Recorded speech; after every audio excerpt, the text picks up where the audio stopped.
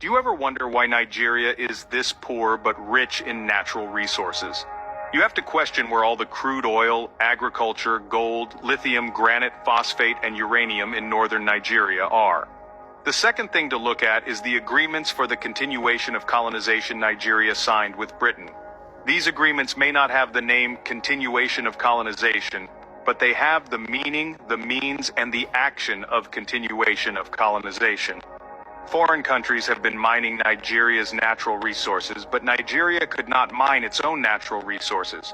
The natural resources in Nigeria do not belong to Nigeria but to their colonial master, who still runs the country. The agreements that Nigeria signs prevent any Nigerian president from making Nigeria's natural resources Nigerian ownership. Recently, His Royal Highness Sanusi Lamido Sanusi was asking where the money from the crude oil sold went, and it puzzled me. Does he not know, or is he afraid to say something? The president and the NNPC boss are his friends, so he should be asking them. By now you should know that you can't get paid for natural resources that do not belong to you. Nigeria can only get maybe 10% or less, while the colonial masters get over 500%. Nigeria has built 3 refineries for over 40 years, but they cannot use even one of them because the colonial master hasn't approved it. Each time a Nigerian president tries to commission and start using the refineries, they are either assassinated or dethroned through a coup d'etat. Nigerians will not understand the trouble General Yakubu Gowon had to endure because he was dethroned when he set a date to commission those refineries.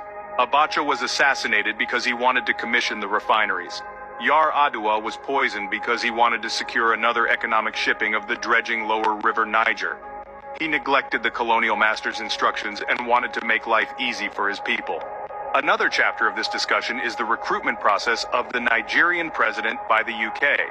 Candidates have to go to the so-called Chatham House to get interviewed for the position of Nigeria presidency.